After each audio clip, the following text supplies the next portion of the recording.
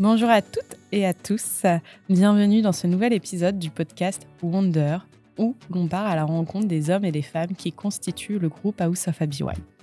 Aujourd'hui, je suis ravie de retrouver Florian, une voix familière pour certains et un acteur incontournable de la croissance du groupe ABY, puisqu'il s'agit de notre CEO, un passionné du monde du conseil, de l'innovation, de la transformation et de l'entrepreneuriat. Depuis ses débuts en tant que consultant dans l'industrie automobile en 2004 jusqu'à son rôle actuel de CEO d'House of ABY, il a su tracer une trajectoire impressionnante entre ambition, résilience et vision à long terme. Avec lui, on va parler de parcours, bien sûr, de branding, de leadership, mais aussi de valeurs humaines, d'engagement, et dans cette maison à laquelle chacun contribue pierre après pierre, dans un écosystème en constante mutation. Bienvenue dans les coulisses d'un projet entrepreneurial aux multiples visages. Place à la conversation et à l'histoire inspirante de Florian. Bonjour Anaïs, c'est ça ? Bonjour Florian. Bonjour Anaïs. Du coup, j'ai le plaisir de t'accueillir pour ce nouvel épisode de podcast Wonder. Ouais. Première question, qui est assez simple. Aujourd'hui, tu es CEO. En 2004, tu as commencé en tant que consultant. 2006. 2006, Ah non, pardon, 2004 consultant et 2006 chez Bilsen, Pardon, c'est moi. C'est un sacré parcours, dis donc. Tu nous racontes les grandes étapes ? Les grandes étapes, du coup, tu l'as compris, je suis un pur produit du secteur, du conseil en ingénierie, puisque j'ai commencé ma carrière comme consultant dans l'automobile. J'étais passionné. Mon ambition de carrière était de faire carrière dans l'automobile et chez un grand constructeur, d'ailleurs, pour ne pas le nommer PSA à l'époque. Et donc, du coup, j'ai commencé le métier de consultant pendant 1 an et demi où j'ai fait 2 projets, un projet industrialisation et un projet qualité. Ça date un peu du coup, G9, donc le Jumpy Expert qu'on voit encore aujourd'hui, donc ça me rassure, c'est pas si vieux que ça. Et par contre, il y avait aussi la 307, qu'on n'a pas vue depuis un moment. Voilà. Je sais même pas à quoi elle ressemble. Désolé. Désolé. Voilà, et donc là, à l'époque, c'était pour le groupe Altran que j'ai quitté donc en 2006 pour rejoindre Bilsen, au moment où c'était une 30aine de personnes, pour en développer les activités sur le nord de la France depuis zéro, puisqu'on n'était pas présent à cette époque sur le nord de la France. Voilà. Donc c'est à ce moment-là où tu bascules entre ta fonction de consultant et Ouais. ta fonction de business manager ? Tout à fait, ouais. Pourquoi ce choix ?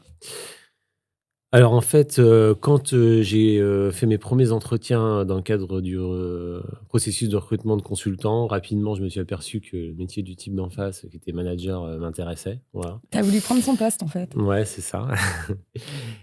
Et a priori, c'était partagé puisqu'ils me l'ont proposé. Et donc le deal, c'était que je sois consultant pendant 1 an, parce que je pense que je sortais de l'école, etc. J'étais encore pas... Voilà, j'étais jeune, j'étais peut-être pas tout à fait crédible dans le job d'ingénieur d'affaires, ce qui effectivement a été très important pour moi pour la suite de la carrière, pour comprendre et pouvoir me mettre à la place des consultants, justement, pour voir un peu comment ça se passait, l'envers du décor, si tu veux. Et donc voilà, et donc au bout d'1 an, je suis revenu les voir en disant bon bah voilà, je voudrais être ingénieur d'affaires comme prévu. Mais en fait, à ce moment-là, Altran fusionnait les 200 sociétés interconcurrentes qui était le groupe à cette époque. Ça a fait bouger beaucoup de monde. Et en fait, je me suis pas retrouvé, donc j'ai choisi le projet à Bilsen et de rejoindre Bilsen. Voilà. Mais alors, qu'est-ce qui t'a convaincu dans l'aventure à Bilsen ? Eh ben, sans faire du re-engineering d'histoire, parce que c'est un peu facile de le faire 20 ans après, de se dire que c'est pour telle et telle raison que j'ai choisi. Je pense que j'avais eu un bon feeling avec l'entreprise, avec le fondateur à l'époque. Et l'idée de créer quelque chose from scratch, je crois que ça m'intéressait vraiment, ouais. Et de pouvoir le faire un peu, je dis un peu parce que j'étais jeune quand même, mais de le faire aussi un peu à l'image de ce que je voulais faire, quoi. Voilà.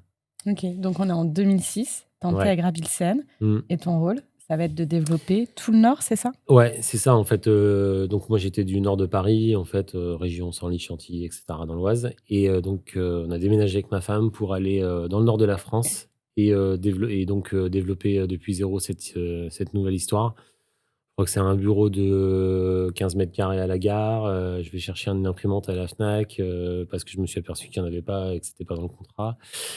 Et puis voilà, et puis Google et un téléphone. Ça a commencé comme ça, ouais. Pas évident d'arriver le matin, d'allumer la lumière, de l'éteindre le soir, de voir personne. Tout seul. Ouais, tout seul. Avec ses joies et ses échecs. Voilà. Et alors la suite après ? Eh ben, écoute, l'histoire, c'est rapidement, c'est donc depuis zéro, je crois que j'ai fait 0-100 en 4 ans. Les 0-100 dans ce métier, c'est pas que c'est les plus, enfin, non, ils sont tous difficiles ou en tout cas, ils sont tous challenging. Je sais pas si c'est difficile, mais c'est au moins challenging. Et donc, 0-100 en 4 ans, voilà. Après ça, j'ai commencé à recruter du coup forcément, enfin, entre-temps, j'avais recruté des ingénieurs d'affaires qui sont aujourd'hui des grands directeurs chez Abilsen. Qui sont toujours là dans le groupe Qui sont actuellement? toujours là, ouais, ouais, tout à fait. Bah, ouais, si je vais les citer, que j'en oublie un, je suis mort, mais Ils se reconnaîtront, c'est pas grave. voilà, ils se reconnaîtront, mais tu parles, voilà, Johan en Belgique, qui est aujourd'hui patron, de la Belgique. Tu as Mathieu, Cesny, qui était aussi ingénieur d'affaires à l'époque, voilà, et tu en as plein d'autres. Mais voilà, oui, effectivement. Et ouais, après tu as d'autres qui sont arrivés derrière. Bon bref, on va pas refaire toute l'histoire, mais ouais, donc 0-100, recruter des gens structurants pour la suite, et cetera. Et donc j'ai développé rapidement après, la Belgique avec Johan, parce que le fondateur à l'époque, le fondateur historique n'avait pas trouvé d'équipe en place, et nous avec Johan, on se battait pour, garder ce pays dans le développement d'Abilsen. Et c'est ce qu'on a fait, et on a continué de développer la Belgique. Voilà. Donc en 4 ans, 0-100. Ensuite, on développe la Belgique avec Johan, et puis ensuite, je continue de développer, ce fameux périmètre que j'avais développé, donc Normandie, Bretagne, Toulouse, Bordeaux. Et quand le CEO de l'époque donc a évolué en tant que CEO, justement, parce que le fondateur quittait l'entreprise à un moment donné où on a fait notre première LBO, j'ai récupéré le développement de Paris, notamment avec Jonathan Lévy, toujours présent aujourd'hui, qui développe la région parisienne. Voilà. Un sacré périmètre géographique, du coup. Donc ouais, en 14 ans, je crois que c'est 8 ou 900 personnes. Ouais. Waouh, Donc ouais, sans croissance externe. quelle aventure. Tu peux nous en dire un petit mot peut-être justement sur les acquisitions au fur et à mesure des années? Et donc, la première acquisition que nous avons réalisée, c'est Pharmacos, pour aller développer le tissu, on va dire, du life science en France, donc avec Thibaut Naon, qui était à l'époque aussi déjà référencé chez Sanofi, un acteur important pour nous sur le en France. Et donc là, on est en quelle année? 2018, je crois, si je dis pas de bêtises. Ok. Ouais, c'est ça, 2018. On a commencé, ça a duré un peu de temps, les négociations avec Thibaut.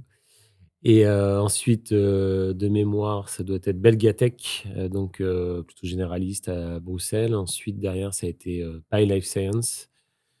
Ensuite, donc voilà, ça a été jusqu'en 2020. Et après, depuis que j'étais CEO, donc oui, il y a eu Greenworking, la première, donc entreprise plutôt spécialisée dans les new ways of working. Ensuite, on a fait l'acquisition de ABMI, donc ça, c'est 2022.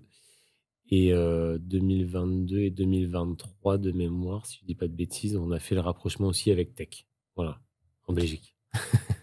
Donc la famille s'est agrandie. La famille s'est agrandie je crois qu'on était 1800 collaborateurs en 2019, et on est un peu plus de 4300 aujourd'hui.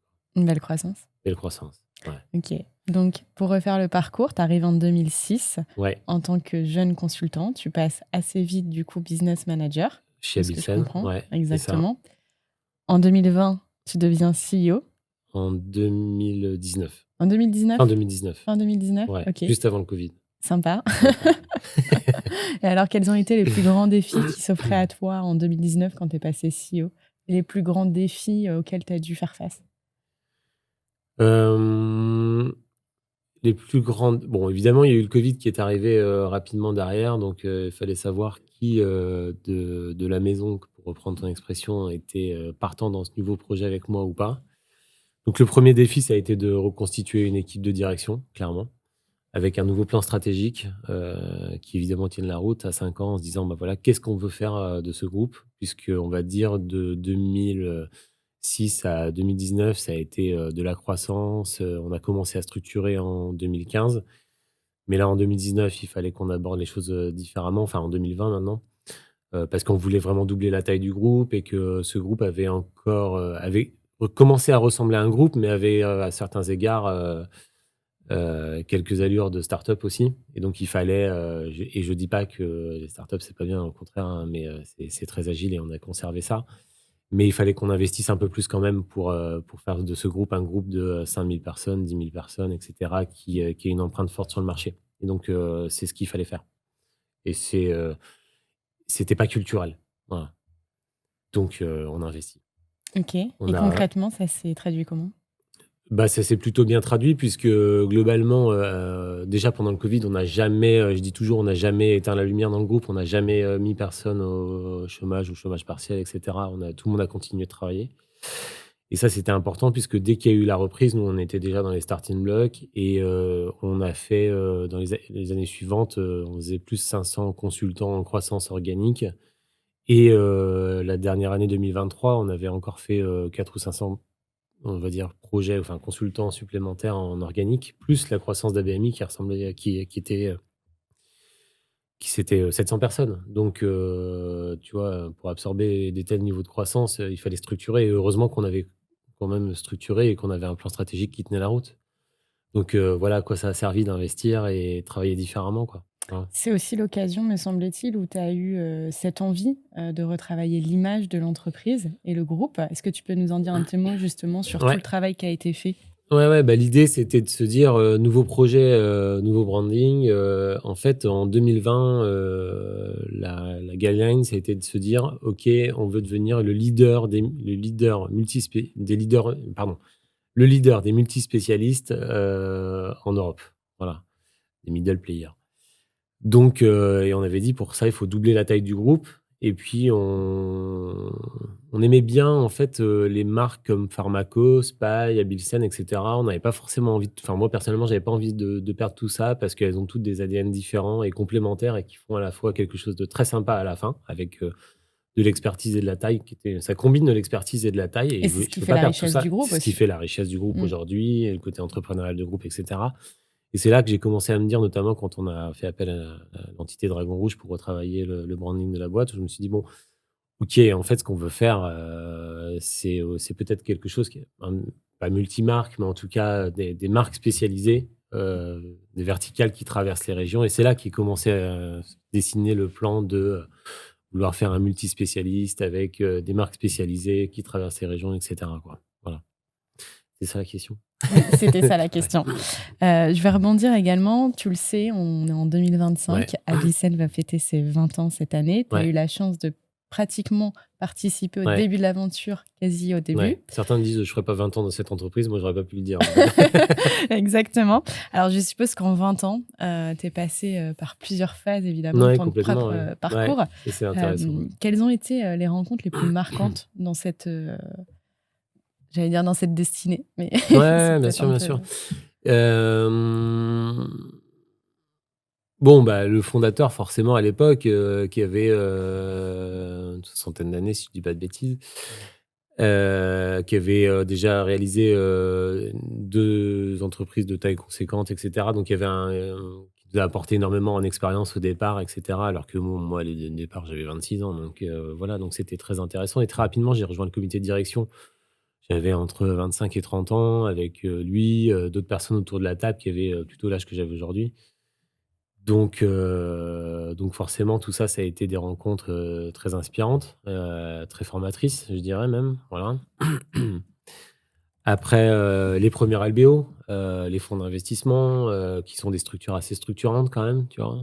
Quand tu es tout seul, en fait, tu pas trop de comptes à rendre et cetera. Donc là, c'est avec des fonds d'investissement, c'est beaucoup d'un point de vue financier, c'est beaucoup plus structurant et c'était très intéressant. Donc c'est pas des figures, quoi, il y en a quand même. Donc on avait fait un premier LBO avec un premier fonds d'investissement, puis un deuxième avec pour faire une aventure, ce qu'on appelle industrielle, c'est-à-dire au moment où on a rejoint Abilsen avec Senjob. Donc là aussi, ça a été des rencontres, inspirantes, voilà. Je peux citer, Eric Cavaillant, par exemple, et ses équipes, qui ont plus que largement structuré et participé, au développement du groupe. Après derrière, d'autres personnes encore inspirantes aussi, Connie, que les gens connaissent aussi de chez House of HR, Rika aussi évidemment avec qui, je travaille encore aujourd'hui en étroite collaboration, pour le développement du groupe. Donc, oui, il y a eu plein de personnes, très inspirantes, très intéressantes. Ouais. Alors, je vais peut-être rebondir sur ce que tu viens de dire. Tu Ouais, as j'ai vu parlé de qu'il y avait un Rika. truc qui avait Ouais, exactement. Tu as parlé de Rika, tu as parlé d'House of HR. Mmh. Peut-être que tu peux nous en dire un petit mot. Comment l'aventure s'est créée, du Ah coup? ouais. Et vu de ma fenêtre, parce que bon, on On est pourrait dans une poser la maison. question à d'autres, ouais, voilà, on est dans une maison, puis on pourrait poser à d'autres et peut-être que l'histoire serait différente, mais je pense pas. House of HR est né du rapprochement d'Abilsen et de AxonJob. Voilà. Ok. Nous, notre volonté, on avait fait un premier LBO donc avec un fonds d'investissement, Vespa Capital, au moment où Michel Abécassis voulait quitter l'aventure, Donc le le fondateur. fondateur. Voilà. Et donc, nous, on voulait à l'époque une aventure plus industrielle parce que uniquement financière, elle n'aurait pas été intéressante. Et puis, c'est quand même un métier d'hommes et de femmes.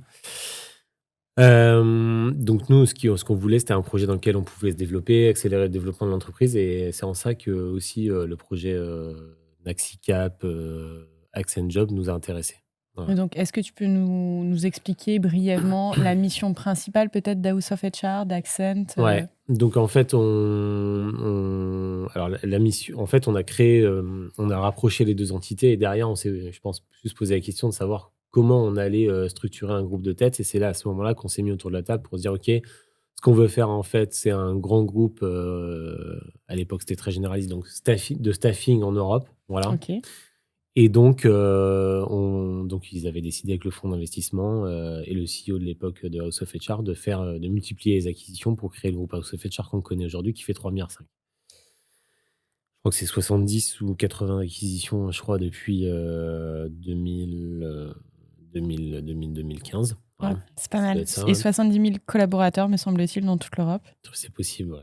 Ouais. Donc C'est pas mal. c'est assez fat. Même moi qui suis dedans depuis le début, c'est pas que j'ai du mal à suivre les chiffres, mais ça évolue tellement vite que voilà.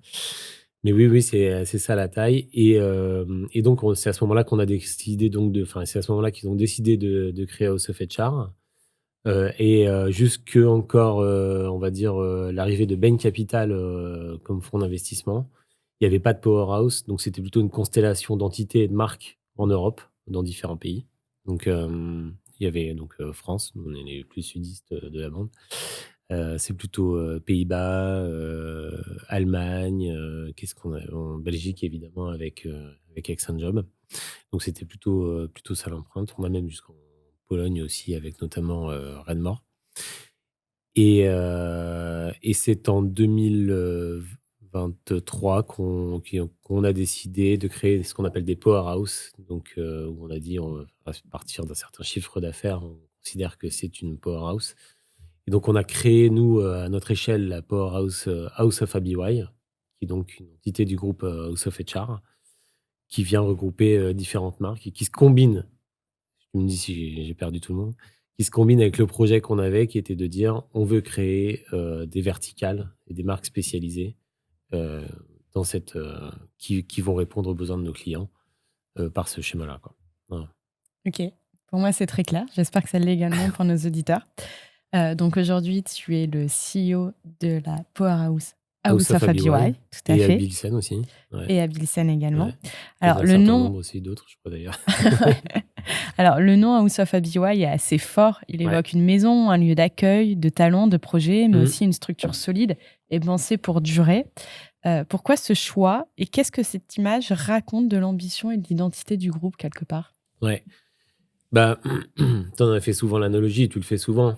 Effectivement, c'est une maison d'entrepreneurs, d'intrapreneurs aussi. L'idée, c'est quoi?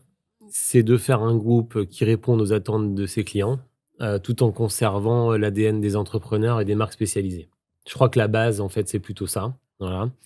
Et on s'est dit qu'on allait les structurer de la manière suivante: 4 grands piliers. Un pilier plutôt conseil en ingénierie classique. Un deuxième pilier, on va dire, plutôt solution, avec les offres end-to-end de certaines marques que nous avons dans le groupe. Un troisième, le digital. Et un dernier qui est donc évidemment celui de Greenworking, qui est donc plutôt le conseil de manière générale. Voilà. Et donc dans ces 4 grands piliers-là, on a les différents modes d'engagement qu'on connaît vis-à-vis de nos clients: l'assistance technique, les centres de services et le work package, quand c'est pas des solutions end-to-end, qui sont naturellement du coup des offres plutôt, on va dire, work package. Voilà. Et ouais, vas-y. Et selon toi, qu'est-ce qui fait la force d'House of ABY aujourd'hui? C'est- Qu'est-ce qui nous différencie Ouais. réellement sur le marché? C'est cette organisation? Cette organisation, le fait qu'on ait préservé l'ADN des entrepreneurs qui nous ont rejoints, et le niveau d'engagement des intrapreneurs aussi du groupe. Voilà, je pense qu'aujourd'hui, tu vois, dans un marché qui est un peu plus difficile que l'a connu post-Covid, nous, on arrive encore à faire un petit peu de la croissance, donc c'est quand même sympa, de se dire ça. Et là où d'autres font beaucoup de décroissance et je pense que c'est propre, à la fois au niveau d'expertise qu'on est capable d'apporter aux clients et ça se combine aussi très bien avec le niveau d'engagement de l'ensemble des employés d'Abilsen, d'ABY, pardon. Voilà, donc Et ça comment on cultive du coup ce niveau d'engagement de la part des collaborateurs? Parce que c'est pas évident au ouais. final, on se retrouve avec plein de collaborateurs qui appartiennent quelque part à des cultures d'entreprise Ouais, différentes. On est tous dans la même powerhouse, mais comment tu fais en sorte que tout le monde se sente engagé ouais. dans cette aventure qui est une aventure passionnante et collective? Il y a déjà quelque chose d'important quand même. On est une centaine d'actionnaires, de véritables actionnaires chez Aosafa Biwa. Je dis véritables parce qu'ils détiennent évidemment des actions. Je sais qu'il y a d'autres modèles qui sont proposés sur le marché où c'est pas forcément le cas. Nous, c'est le cas. Ils détiennent vraiment les actions de l'entreprise. Donc, c'est vraiment une partie de leur ils détiennent vraiment une partie de l'entreprise. Donc, c'est des véritables entrepreneurs à un certain niveau déjà. Et après, je crois que derrière, notre mission et celle qu'on accomplit au quotidien, c'est de pouvoir mettre tout le monde dans la condition de se réaliser, de se développer. Et je crois que c'est ça qui plaît aussi. En fait, on offre un niveau de, tu vois, notamment chez Abilsen, il y a une valeur qui est la liberté responsable. La liberté responsable, c'est une superbe valeur qui plaît normalement à tous ceux qui font partie de l'entreprise et du projet House of Abiwa. Et ça veut dire que globalement, on te fixe un niveau de responsabilité assez important avec des projets assez larges. Je crois que toi-même, d'ailleurs, c'est la raison pour laquelle tu as peut-être rejoint Osafa BY. Et ça te permet de te développer, de toucher à des projets hyper importants et intéressants. Et donc, ça crée de l'engagement, en fait. Et c'est ce qui a toujours créé l'engagement de cette entreprise. Le fait de pouvoir toucher à plein de projets différents et de pouvoir se développer. Parce que c'est ça qui compte finalement, je crois, dans une vie professionnelle. C'est le développement personnel. Et comment on arrive à le faire vivre au quotidien, justement, cette culture de la liberté responsable? C'est en donnant confiance, c'est Alors déjà, la confiance, c'est la base, ouais, effectivement. Euh, Parfois, on fait des erreurs aussi hein, quand on est confronté à des projets qu'on n'a pas toujours le bon niveau d'expérience, etc. Mais c'est pas des grandes erreurs, des grosses erreurs, etc. Mais en tout cas, c'est aussi comme ça qu'on apprend. Et je pense que ça, parfois, on le tolère aussi. Et surtout, on s'assure, en tout cas, moi, je m'assure que de faire que les gens aient en permanence des projets toujours plus challenging, en fait, dans leur quotidien. Et la difficulté parfois, c'est de ne pas en donner trop non plus, quoi, parce qu'il ne faut pas quand même brûler les gens, quoi. Donc, il faut qu'il y ait un bon niveau de projet intéressant qui remettent toujours en question et qui nous permettent d'avancer. Et je pense que c'est ça surtout qui nous motive au quotidien, quoi. Ouais, et nous, je dis, parce que moi, ok, hein, c'est pareil. tu dirais que du coup, c'est un peu ta vision du leadership aujourd'hui? Oui, en tout cas, dans le leadership, effectivement, j'y vois la capacité à aller chercher, aller toujours de l'avant et avoir un ressort intérieur assez fort pour aller chercher toujours de nouveaux projets. Ouais, ouais, je suis d'accord. Ouais. Et cette volonté toujours d'apprendre et d'aller de l'avant, quoi. Ouais. Et je crois que c'est ce qui caractérise on va dire, toutes les personnes qui rejoignent les marques et le projet au Safabi. Ouais, ouais. C'est en général des gens qui veulent apprendre vite, avoir des projets intéressants, etc., quoi. Ouais. C'est tout ce qui constitue au final un peu cet état d'esprit à House of ABY. Est-ce qu'il y a d'autres éléments peut-être que tu souhaiterais intégrer dans cette culture entrepreneuriale? Bah, c'est sûr que nous, il y a aussi un sens et une culture du service client qui est forte, puisque à l'époque déjà où on a créé, à l'époque à Bilsen, depuis zéro, il y avait déjà beaucoup de monde sur la place. Donc, on était dans ce qu'on appelle un océan rouge, quoi. Donc, il y avait énormément de compétiteurs sur le marché, et encore maintenant. Donc, en fait, pour qu'on puisse s'en sortir, il fallait être meilleur que les autres. Il y a pas d'autre solution. Donc, pour être meilleur, et ce qui nous intéressait, et je pense que c'est avant tout ce qui doit intéresser les gens qui font du service comme nous, ben, c'est la satisfaction client, quoi. C'est notre capacité à être disponible tout le temps, à avoir les meilleures solutions et à être là à tous les moments dont a besoin le client, quoi, clairement. Ouais. Et du coup, c'est pas évident, il faut trouver une certaine forme d'équilibre, de résilience aussi. Ouais. Qu'est-ce qui te nourrit au quotidien? Comment tu arrives justement à mettre un pas de côté? Qu'est-ce qui te permet au quotidien d'alimenter tout ça et de nourrir ta vision? Qu'est-ce qui nourrit mon quotidien? Beaucoup de rencontres. Je rencontre toujours beaucoup de monde, mes concurrents, des candidats, j'ai un écosystème d'amis entrepreneurs, etc. Donc, j'adore me nourrir de tout ça. Voilà. Euh, Ça me permet d'avoir beaucoup de data. Quand tu as beaucoup de data, ça affine ta vision. Et puis, naturellement, tu prends, j'imagine en tout cas, ou en tout cas, c'est comme ça que j'essaie de fonctionner. Naturellement, tu prends les bonnes décisions, ou en tout cas, tu essaies de prendre les meilleures.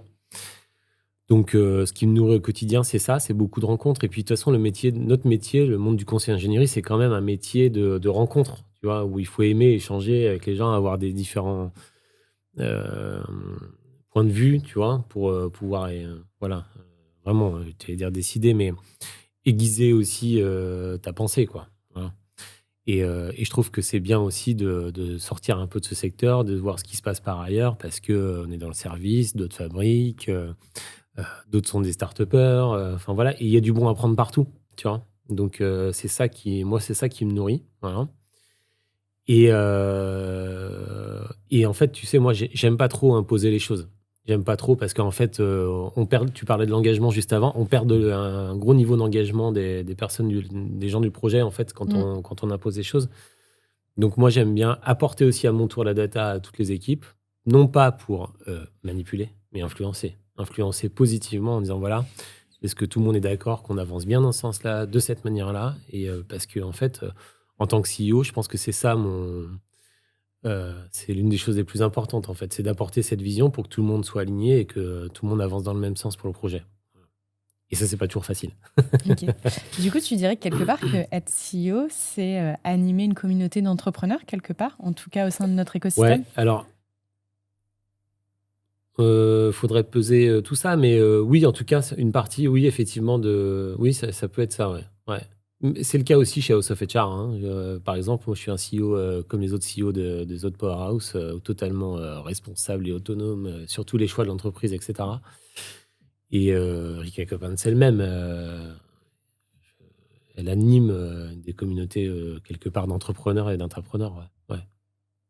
Donc oui, effectivement, c'est peut-être une marque de fabrique de toute l'entité, on va dire. Voilà. Tu es toujours sur la route, tu es toujours en train Ouais. de rencontrer plein de gens, Hmm. tu mènes 1000 projets de front, Je sais pas si j'en ai 1000 de front, mais beaucoup quand même, hein, pro et perso, peut-être. j'ai l'impression. En dehors de ton rôle de CEO, qu'est-ce qui te passionne? En dehors.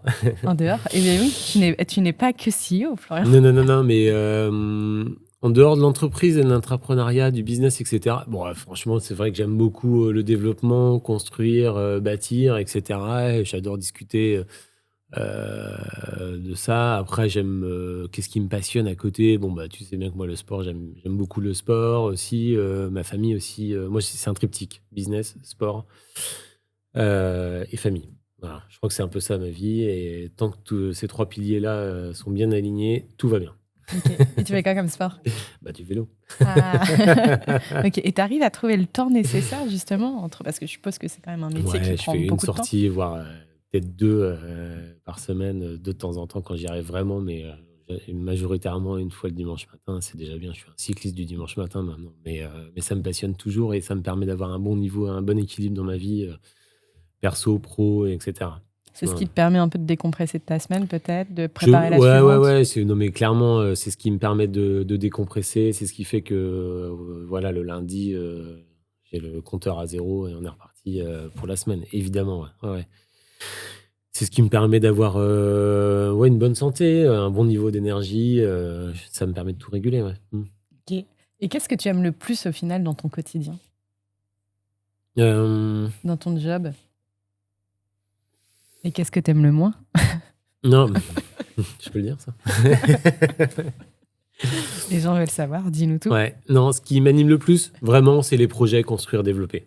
Voilà. Ok. Franchement, c'est ce qui m'intéresse et c'est certainement pour ça que ça va bientôt faire 20 ans que je suis dans cette entreprise parce que en fait, j'ai toujours pu développer, grandir l'entreprise, avoir des nouveaux projets, m'intéresser à de nouvelles choses, emmener les équipes avec moi sur des nouveaux projets, vers de nouveaux horizons. Ça, c'est le truc canon. Voilà, et c'est ce qui m'intéresse. Voilà. Ok. Et ben, Si demain, on m'avait dit, ce qui m'aurait pas intéressé, c'est, je sais pas si ça existe dans une entreprise, mais si on m'avait dit, bon, vas-y, calme-toi un peu, tu fais 5% de croissance par an et puis tout va bien et tu gères pour que tout soit green light.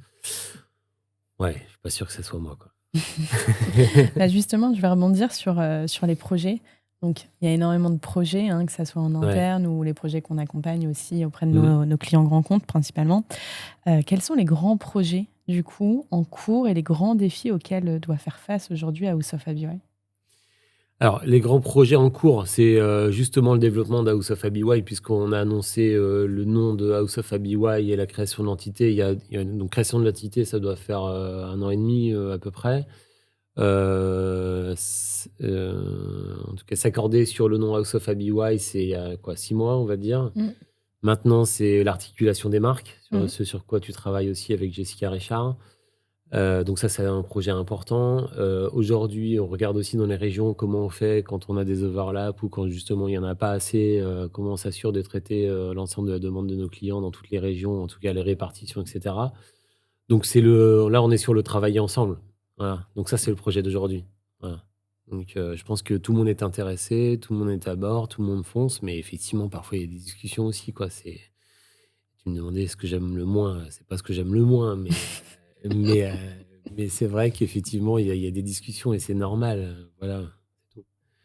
OK, et du coup, c'est un peu quelque part, tu es toujours en train de trouver l'équilibre entre une bonne compréhension du marché, Ouais. de ce que veulent les clients et comment j'adapte, comment je m'organise en interne pour répondre au mieux à ces attentes clients. C'est Ouais, ça, toujours, c'est la vision. Je pense qu'il faut que c'est ce sur quoi on doit en tant que CEO, en tout cas, et membre de la direction, être, bien focusé. Comme toi, au niveau de la communication, tu te bien poses sûr. tous les jours quel est le meilleur mode de communication, pour le groupe et que tout le monde puisse écouter. Donc voilà, nous, enfin, en tout cas, les membres de direction, c'est le même sujet. Effectivement, il faut toujours se poser, cette question-là. Et je crois qu'aujourd'hui, on a la bonne combinaison, ouais. Ouais, la combinaison de l'entrepreneuriat, du local avec un grand groupe, c'est ce qui plaît aux clients et ce qui plaît aux clients, c'est encore une fois, c'est le principal. Voilà, c'est ce qui répond à la demande.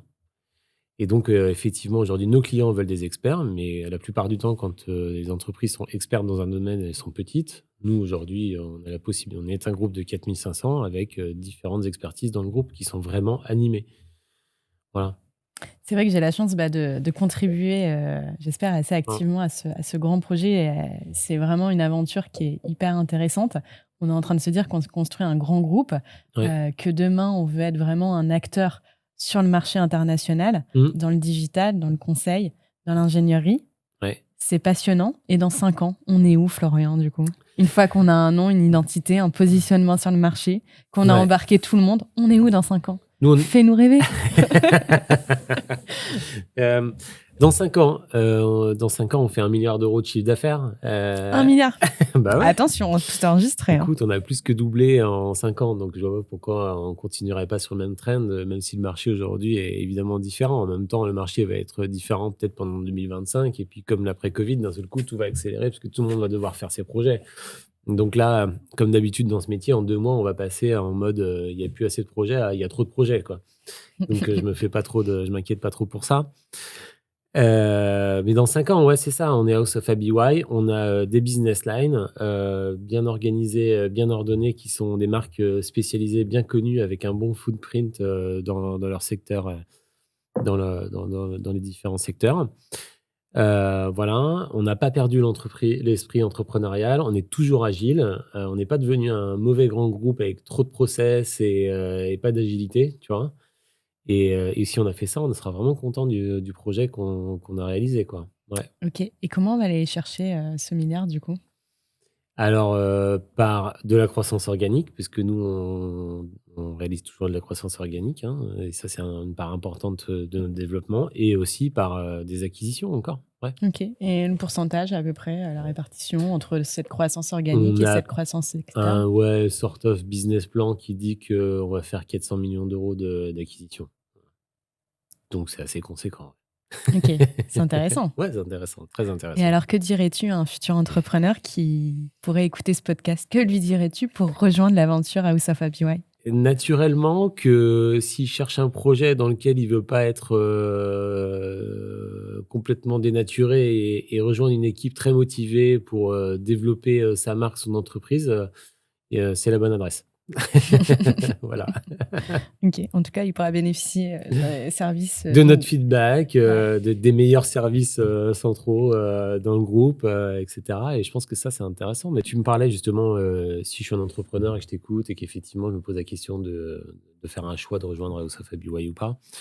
Mais ce que je trouve intéressant aussi, c'est les fonctions support que nous avons mis à disposition en centrale, j'aime pas le mot en centrale, mais OK, on se comprend, pour apporter de l'expertise justement à ces entrepreneurs et à ces marques spécialisées en local. Ouais, Voilà. tout à fait. Alors, je fais une petite parenthèse, peut-être pour ceux qui ne nous connaissent pas. Donc, il y a Ouais. effectivement au niveau du groupe House of ABY des experts Mmh. par métier qui accompagnent l'ensemble des entreprises du groupe pour les aider à accélérer dans des domaines spécifiques. Je Ouais, pense au RH, je pense évidemment à la communication, au marketing, au commerce, au etc. business. Au business, bien évidemment. Et on met à disposition du coup tout ce panel d'expertise Ouais, pour faire avancer pour faire avancer, ouais, les entreprises du ouais. groupe.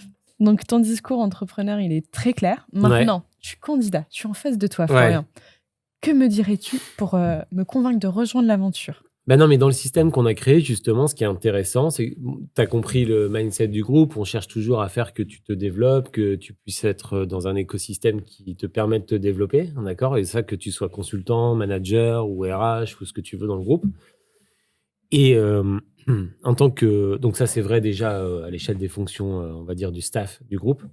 Et puis c'est vrai aussi à l'échelle des consultants puisque dans le modèle qu'on a développé, tu peux rentrer par exemple comme consultant dans la branche, dans le pilier conseiller en ingénierie. Et puis si demain tu as envie de faire de l'expertise dans l'IoT, eh ben, on a la marque Ayrton qui est dans plutôt l'offre, on va dire end-to-end solution dans laquelle tu peux aller te développer, qui a un niveau d'expertise important sur ces sujets, tu vois. Donc on a à la fois, donc c'est une véritable opportunité de pouvoir aussi finalement jumper soit en interne, conseil en ingénierie sur, tu commences par de l'assistance technique ou alors sur des centres de services et des work packages, mais en tout cas et après tu peux prendre la direction de centres de services, de projets work packagés parce qu'à un moment donné, tu as pris un certain niveau d'expertise dans ton domaine ou alors tu vas sur les offres end to end parce que tu dis: «Voilà, j'ai développé une expertise particulière qui est peut-être un ou alors, plus globale et auquel cas je vais aller me développer chez, je dis n'importe quoi, là aussi, Ayrton, et ou d'autres quoi», tu vois? Ok, donc en fait c'est génial parce que tu peux à la fois changer d'entreprise tout en restant dans la même Tu structure. peux changer de marque, Exactement, donc tu tu as une peux ouais. certaine liberté Mmh. et tout en gardant une certaine stabilité au final. Bah, par exemple, effectivement, si tu es en Belgique aujourd'hui, que tu es consultant, je ne dis n'importe quoi, dans l'énergie et que demain, tu as une opportunité d'un projet dans les life science chez Paille, tu peux changer effectivement de marque, être dans un écosystème purement life science et tu peux aussi y faire carrière ou un morceau de ta carrière, quoi. Tu vois? Et je pense aussi aux mobilités géographiques. On a la chance d'être dans un groupe. Et on couvre quand même, un certain Ouais. nombre de pays en Europe et cetera et voilà et à la fois, on arrive à respecter un certain niveau de mobilité donc voilà, franchement, tu as plein d'opportunités et il y a rien qui t'arrête dans ce groupe puisqu'à chaque fois que tu as une idée ici dans le groupe et que tu lèves le doigt, C'est vrai. à chaque fois on te dit, on écoute et on essaye d'actionner si on considère que c'est une bonne idée ensemble. Voilà. Là, je vais parler de ma propre expérience Ouais, collaborateur, forcément, puisque je suis collaborateur dans bien sûr. l'entreprise depuis 2 ans. Et c'est vrai que je le ressens, c'est que, en fait, ABY nous donne un panel et plein d'outils à notre disposition pour Ouais, qu'on puisse être acteur de notre propre c'est carrière. ouais, vrai, ouais, c'est ça l'objet, ouais. On va pas aller chercher les gens par la Non, main, c'est pas du tout notre philosophie. ouais, Mais si tu as envie, l'énergie et que tu as ouais, juste clairement. l'ambition, bah, tu peux foncer, quoi. C'est ça qui est génial. Ouais et il faut que le mindset de l'entreprise, il crée des comportements, en fait. Il faut pas, chercher à créer des comportements en imposant. C'est pas notre philosophie, en fait. La philosophie de cette entreprise et de ce groupe, c'est de créer des comportements, tu vois? Pour que les gens aient envie de se développer et que par eux-mêmes, ils proposent des idées et que voilà et qu'on choisisse, enfin et qu'on avance de cette manière-là, quoi. Tu vois? C'est ça aussi l'intrapreneuriat, l'entrepreneuriat et cetera, quoi. Tu Quelle vois? définition tu donnerais? Alors, c'est vrai que c'est un mot que tu as beaucoup utilisé depuis le Mmh. début. Quelle est ta vision, ta définition de l'entrepreneuriat? Non, mais parce que dans la vision puriste, on est entrepreneur parce qu'on a fondé. Dans l'entrepreneuriat, on n'a pas fondé, mais on a pris part au développement de l'entreprise de manière, voilà, certainement à un moment donné, en ayant pris, part au capital. Donc moi, typiquement, je suis un intrapreneur finalement. Donc quelle définition on peut donner? En tout cas, je peux te dire qu'il existe les 2 chez ABY et c'est ça qui est important, quoi. Parce que les 2 ont finalement les mêmes objectifs, continuer de se développer, rester agile et être au service du client avec des projets intéressants, quoi. Tu vois? Comment Quelle est ta vision du futur pour House of ABY? Nous de manière assez basique, entre guillemets, le futur sera toujours de continuer à offrir nos meilleurs services, pour les clients avec, différents modes d'engagement. Aujourd'hui, on a 30 à un peu plus de 30 de nos projets qui sont des projets à engagement centre de service ou work package, voilà. Hem, Nous, on pense qu'on arrivera peut-être à 40 peut-être plus et cetera. Tant que ça répond à la demande du client, si tu veux, nous, on n'a pas de préférence forcément pour que ce soit de l'assistance technique, du centre de service ou du work package. Quoique le centre de service, c'est quelque chose qu'on aime bien parce qu'on offre un service complet aux clients. Voilà. Euh, L'avenir, peut-être qu'avec le climat actuel, il y a peut-être des choses qui vont changer. Je pense que la suite et le futur, c'est que les entreprises comme les nôtres vont continuer de se spécialiser avec des niveaux d'expertise assez pointus pour répondre à la demande et aux exigences de nos clients. Voilà. Et je pense que clairement, le secteur se professionnalise. Il s'est professionnalisé encore plus ces dernières années. Et je pense que ça va s'accélérer. C'est ce qu'on voit aujourd'hui. Tu as vraiment d'un côté des entreprises à taille humaine qui staffent. Et nous, on a basculé. On est du côté de ceux qui proposent des solutions en fait, aujourd'hui. Et ça va s'accélérer. Comment tu arrives à sentir ces changements, ces évolutions de marché? Euh, Parce que c'est à la fois des exigences des Bah, clients, c'est du marché, des ouais, candidats, c'est un mix c'est de toutes tout. ces rencontres, c'est la demande de nos clients, c'est les discussions qu'on a tous ensemble en interne, c'est ce qu'on voit sur les marchés, c'est les rapprochements qu'on voit sur le marché, et cetera. C'est toute cette data qui te permet de te dire, à un moment donné, bon, dans tout ce qui se passe aujourd'hui, il faut aller là, parce que c'est ici que ça va se passer et pour être dans le Mm. game, il faudra être ici, quoi, tu vois? Et c'est d'ailleurs le pari qu'on a fait en 2020, quand on a dit on veut être un multispécialiste, on veut se spécialiser, on veut investir pour faire plus d'engagement vis-à-vis de nos clients, on veut se professionnaliser d'un point de vue RH, etc. Tu vois, on n'en a pas parlé, mais le campus, par exemple, le campus formation qu'on a mis en place Le chez campus Abisense, Booster, ouais. Booster, c'est un investissement hyper important et aujourd'hui, on a un niveau de formation qui est hyper quali chez ABY, qu'on a mutualisé avec toutes les marques, avec des spécialisés, avec des formations. Ça va être sur le savoir-être, mais aussi sur le nucléaire, sur le life science, sur le business, sur les HR, etc. Donc, et là-dessus, on a aujourd'hui un vrai book de formation chez ABY. Hein. On ne dit pas juste formation pour se faire plaisir et faire que les gens aient envie de nous rejoindre, quoi. Quelle est l'offre justement proposée par ABY sur la formation? En fait, on couvre à peu près tout. On a un service formation d'ailleurs basé à Toulouse qui a fait beaucoup de digitalisation pour qu'on puisse effectivement avoir accès à ces contenus en permanence. Et puis, il y a certaines formations qu'on ne peut pas faire de manière digitale et donc on fait en physique. Voilà. Donc, on a un panel assez large qui soit, on va dire, HR et technique sur l'ensemble des formations. Voilà. Alors, je sais que la formation, c'est un sujet qui te tient particulièrement à cœur. Ouais. Tu aimes beaucoup aussi accompagner, tu aimes beaucoup la transmission. Ouais. C'est une valeur qui t'est, à titre personnel, qui t'est assez chère. Est-ce que tu peux peut-être en dire un petit mot sur cette volonté d'accompagnement?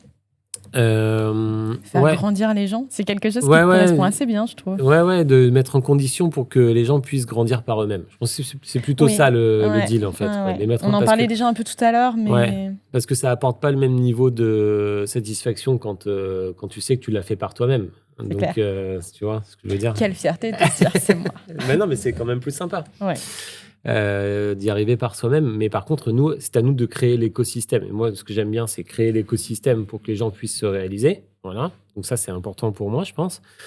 Et oui, et tu parles de transmission parce que je t'ai déjà dit qu'effectivement, ce qui m'intéressait aussi, c'était transmission, oui.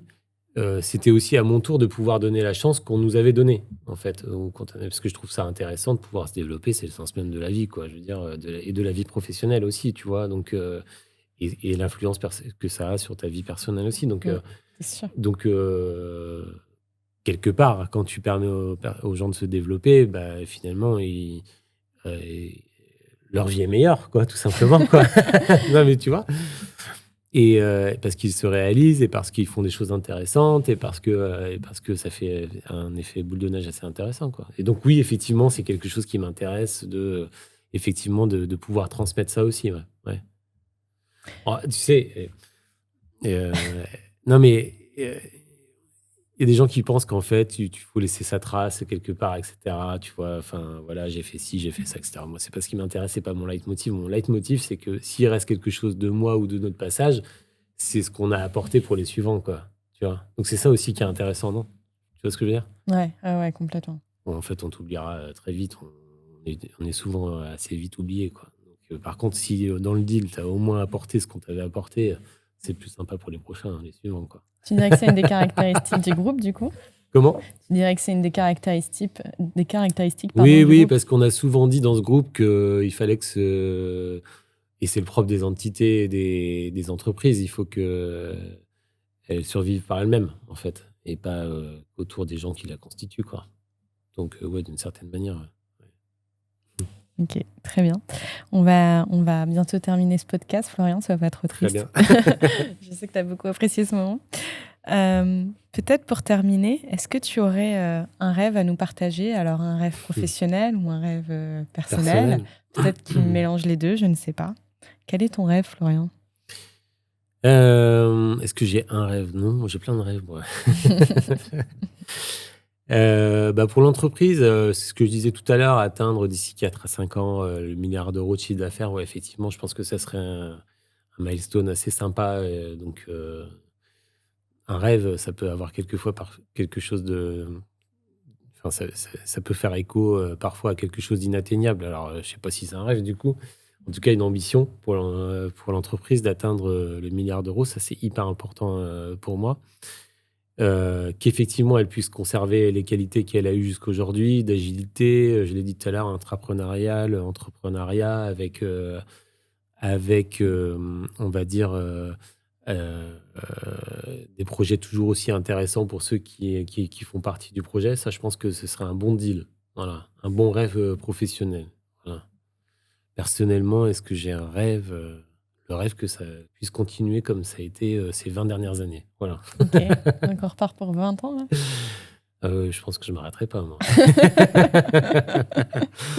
En fait, je considère qu'on a la chance c'est vraiment une chance, de ne pas travailler, en fait. C'est pas un travail, c'est une passion, c'est sympa, quoi, tu vois. Se lever tous les jours pour réaliser tous ces projets, être parmi vous, etc. C'est pas ça un travail. J'ai travaillé en intérim pour les vacances l'été à charger des palettes, ça c'est un travail, ça. Tu vois ce que je veux dire? C'est vrai qu'il y a beaucoup de passionnés dans le groupe. Donc là, aujourd'hui, c'est une rencontre de passionnés, effectivement, aussi au Sofa BY. Donc voilà. Bon, et ben merci beaucoup, Voilà. Florian. Moi, je voulais te remercier du coup pour ce moment. Merci à toi, effectivement. C'est toujours très intéressant, c'est vrai. Écoute, j'espère que nos éditeurs, qu'ils soient en externe ou en interne, ont pu en apprendre davantage sur la construction du groupe House of ABY, sur toi, Florian Massot. N'hésite pas à me contacter directement s'ils ont des questions. Sur okay. LinkedIn ou sur mon téléphone. Des projets. Voilà. Ok. Et ben du coup, je te donne rendez-vous à très vite pour un nouvel épisode de Wonder. Merci à toi. À bientôt. À bientôt.